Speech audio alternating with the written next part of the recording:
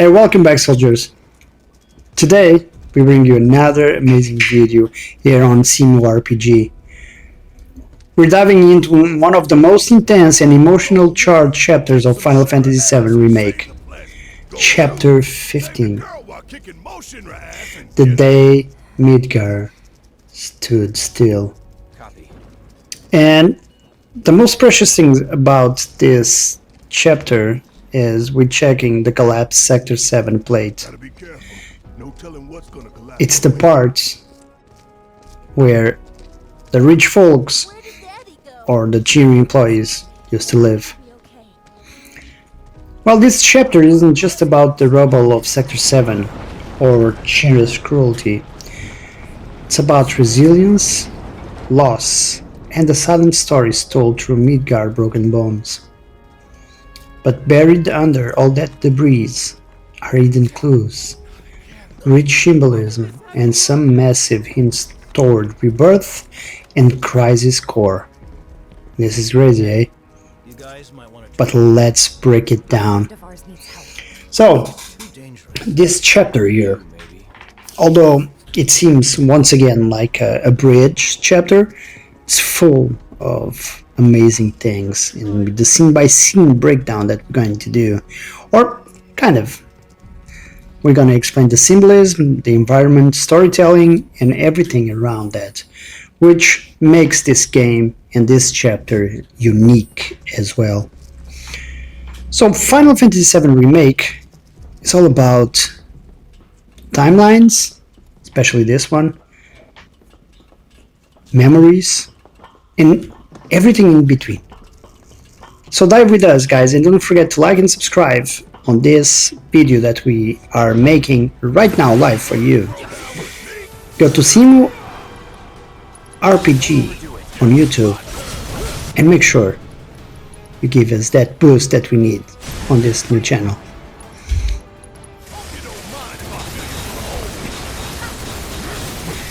We begin at the edge of Sector 6, looking toward the collapsed plate.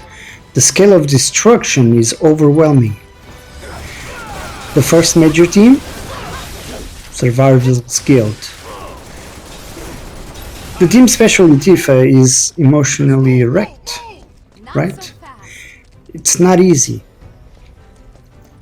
The day Midgar stood still, it was hard for everyone. Tifa's emotional state may foreshadow a future mental fracture in Rebirth. Yes, that's gonna happen. Possible mirroring our unreliable memory from the OG game.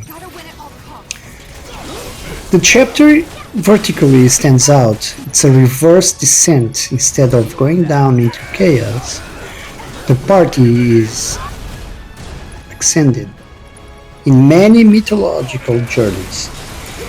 Climbing a tower or ruins is a symbol of enlightenment. The climb could represent Cloud's slow ascent towards the truth. Once again, we know that in this game the truth is, hiding. Because at this instance, the truth is not good for Cloud. But once again, we don't see the whispers of fate here. And why is that? Is it because everything is aligned with this timeline? Well, before answering those questions, let me ask you to like, subscribe, and continue to support us. And if you saw the previous videos, we know what we're all about. We are here to dissect, chapter by chapter, on Final Fantasy VII story. And that's exactly what we're going to do also with this one. So once again, this climb, as we were talking, could represent Cloud's slow ascent towards the truth. We will see in the next few chapters that he actually comes really close to it. But in chapter 15, one of the biggest theories about it is that the collapsed highway and floating debris resemble the chaotic whispers of fate. Is the wreckage subtly shaped by the whispers, Are they controlling what pathways remain intact? If we think about it, the plate fell. All the plate fell, right? Immediately was a massive destruction of the Sector 7 slums and the Sector 7 part of the city. But somehow, in some way, you get a path that will lead you to Shinra HQ. Well, we need to think about it. Is this path created by the Whispers in order to fulfill the timeline of it?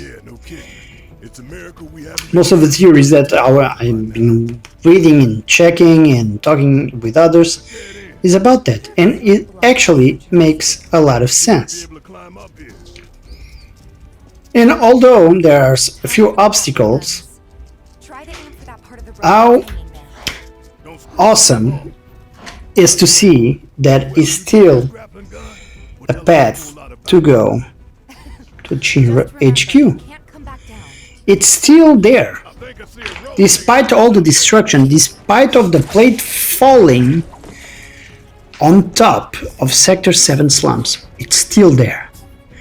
So the theory is, and it makes a bit of sense if you think about it, the theory is the wreckage certainly shaped by the Whispers? The answer for that, my guys, it's definitely yes. It has to be. There's no other way that the thing, Sector 7, was maintained intact enough to actually climb it to Shinra HQ. It is crazy? Yes. It is true? Also yes. Because on this chapter, the environmental storytelling and symbolism is big. The world design in this chapter is a character in itself. We're not just climbing debris, we're climbing Shinra's mistakes and sins and bad deeds. That's what we're doing right there. No, the plate dropped. It's chaos everywhere. Makes zero sense. How is the plate still up? Let's start from the beginning. The symbol, the wrecked plate, is Shinra's destruction of Sector 7, is a monument to corporate greed. That's what they did. And they need to continue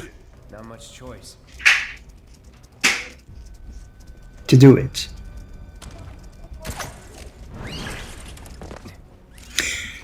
Because Shinra in itself is the worst in this game.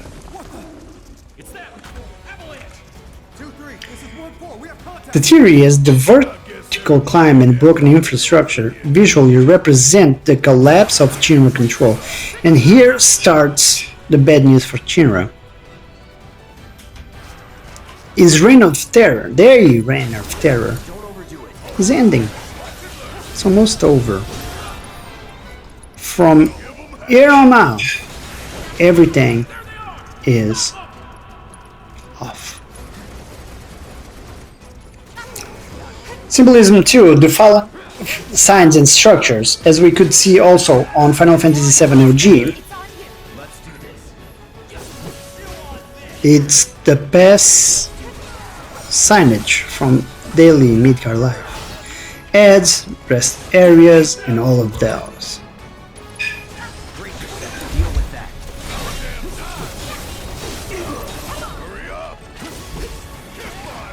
The theory is these are reminders that Shinra wants to normalize oppression.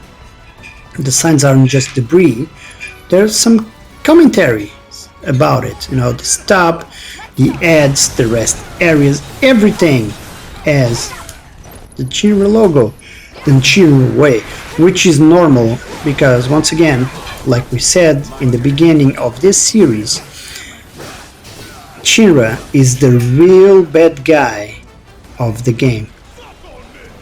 It's not Sephiroth, it's not Genova, no. Shinra is, no doubt about it, the bad guy on it. And what is the best way to symbolize the bad guy? Well, it's easy, right? With power. And Shinra power is very big. If we think about it, you know, even after destroying a sector, Shinra is relentless. Here comes symbol number 3.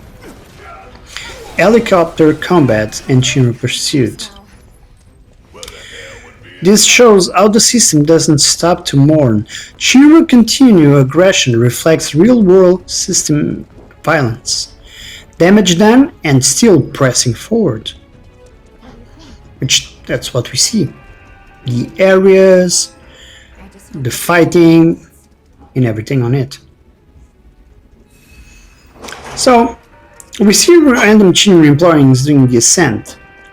These aren't just enemies, they're victims. They don't fully grasp the evil they serve. Echoes of Crisis Core, where the line between enemy and pawn was often blurred. So, once again, this chapter, although seems a bridge, has its symbolism. In this case, allures to Crisis Core. More on that. Chapter 15 does not name drop Crisis Core, but make no mistake, it echoes it. Loud. It does echo it. Very, very loud. And no doubt about it, this theory, no doubt about it, it's Zack's memory imprinted on Cloud. The environment here feels eerily like the highway Zack dies on in Crisis Core. Could the collapsing highway be a parallel memory or spiritual echo that the planet is showing Cloud through the live stream influence? We don't see that in the OG game. Of course, this is a much complete set of Midgar, but still, it's just coincidence? It's just because, well, we needed to extend the game? No. Once again, we tell you, this is an extension of Final Fantasy VII.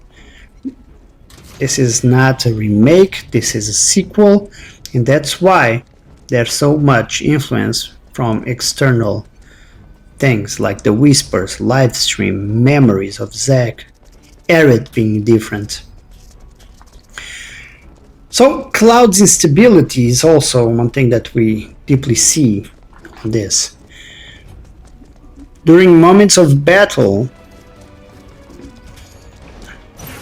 and collapse, Cloud stutters and zones out. This is not just stress, he's a soldier, first class. It is fractured mind reacting to familiar trauma from Nibelheim and Zack.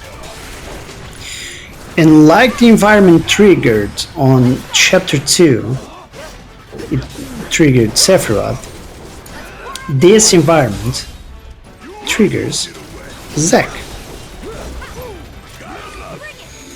And of course, the soldier symbolism.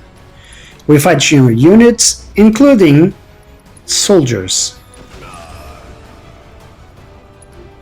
Third class, but soldiers. And many speculate these late game encounters are Shinra testing its newer soldier units. They seem like robots, machines, or even possessed guys, they are not afraid of anything, and they just go into the battle. Just go all crazy with the battle. And that's what they did. It's actually what they did.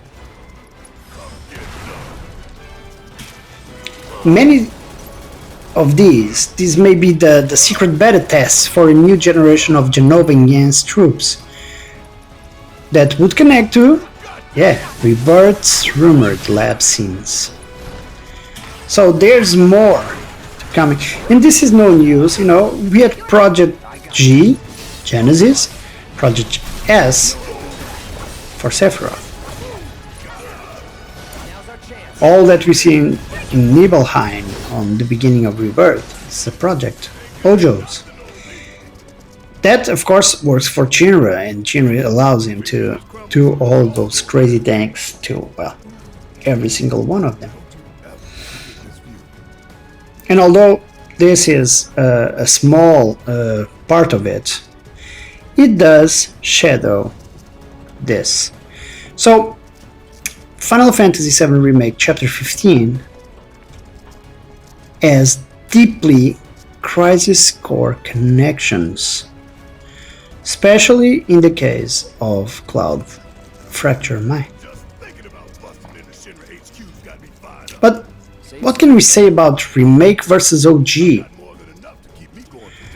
Well, this is the foreshadowing for Rebirth.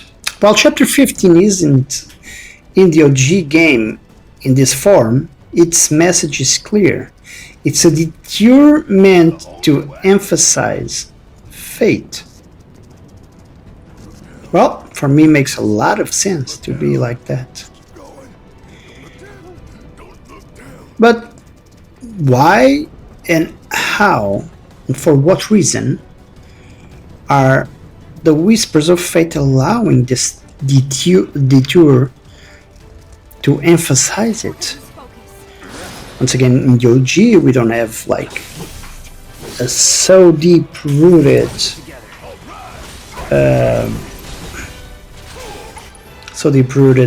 scene like this. The Whispers, of course, are letting this happen, period, we know that, but why? The Whispers don't interfere once again in Chapter 15, and that's rare. They're, 14 and 15, they do not intervene in the normal fashion way. But it's because Cloud and the team are doing what they are supposed to do. They are going for the Shinra headquarters. They are going to save Aerith. So all of that is according to plan. All of that is according to fate, to timeline stability. Everything is right for now.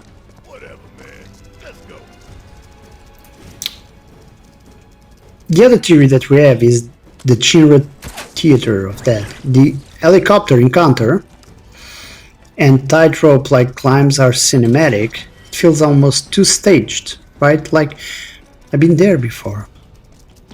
How come is this possible? So the helicopter scene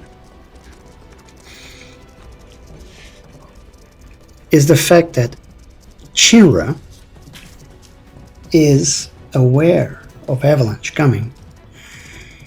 Because what other reason would they patrol that place, that exactly place? Makes no sense, right? So could Shinra be aware of Avalanche paths and testing them from afar? Well, surveillance technology has been hinted throughout the game.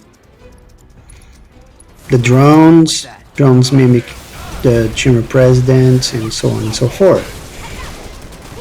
And it seems that, it's too many soldiers for just, patrolling a dead area, a destructed sector.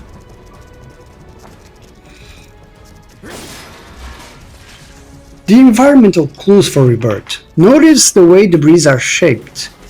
Certain areas resemble forgotten temples or ancient ruins. If you actually look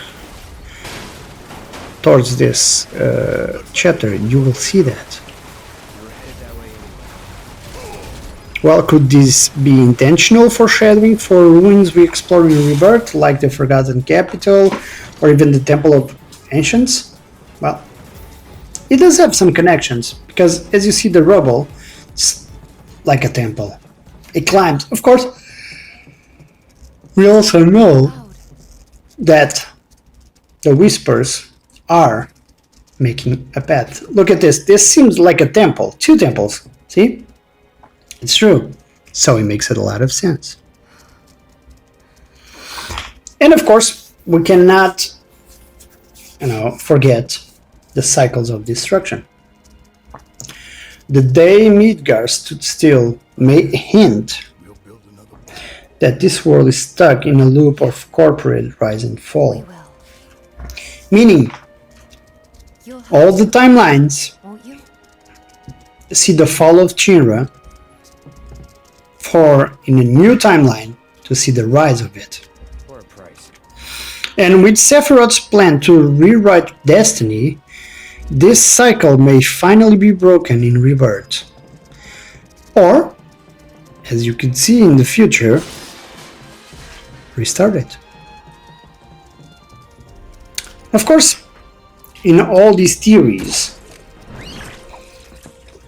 we know now that since Rebirth is out for a bit now, and there's not a lot of secrets that you can unfold, but if you are playing this on the first time, forget about Rebirth. Just think now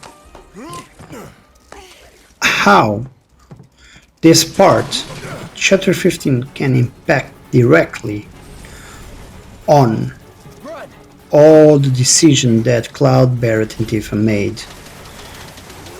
All the resemblance of the environment with temples, the fractured memory of Cloud,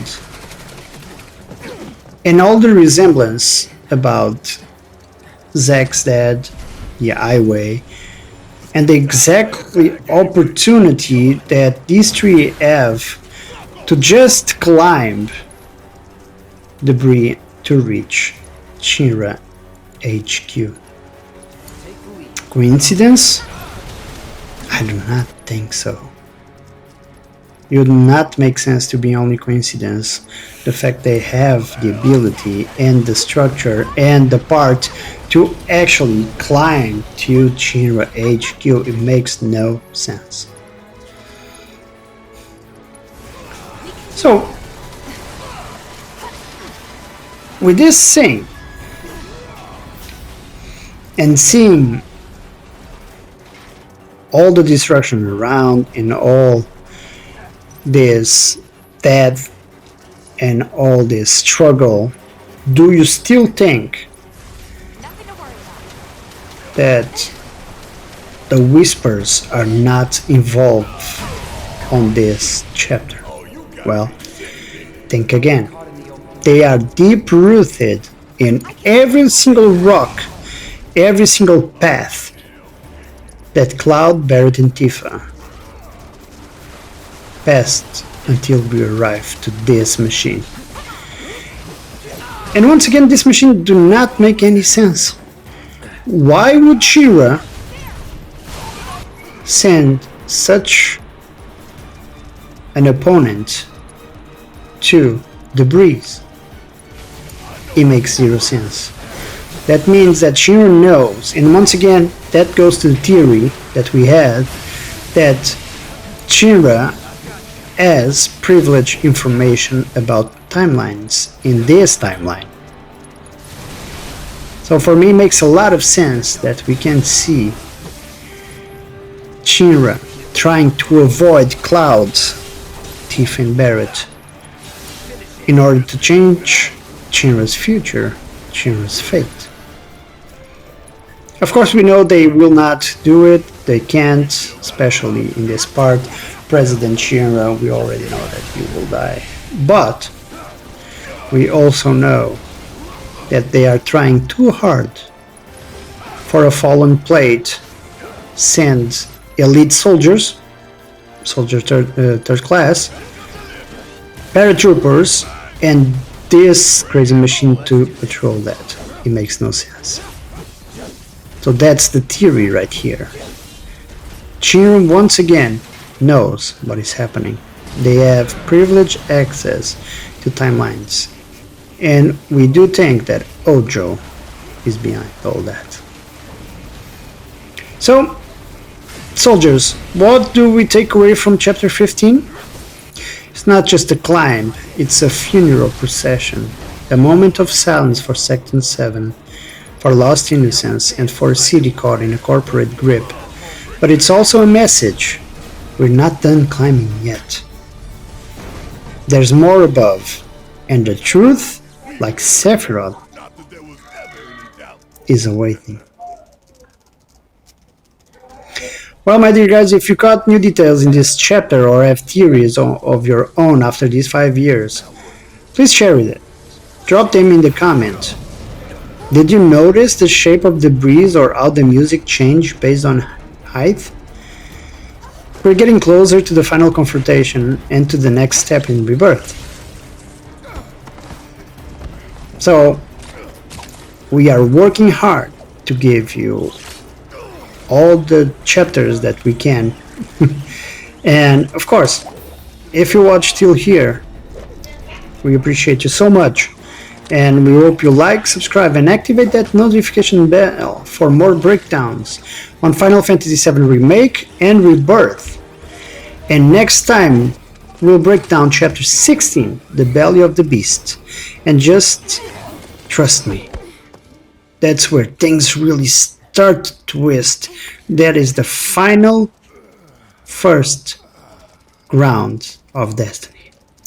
Well, soldiers, until the next one, I appreciate you. Hope you like and subscribe to this video because it means a lot to us.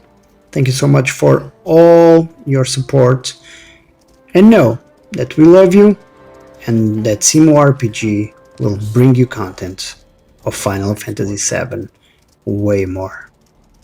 Thank you so much.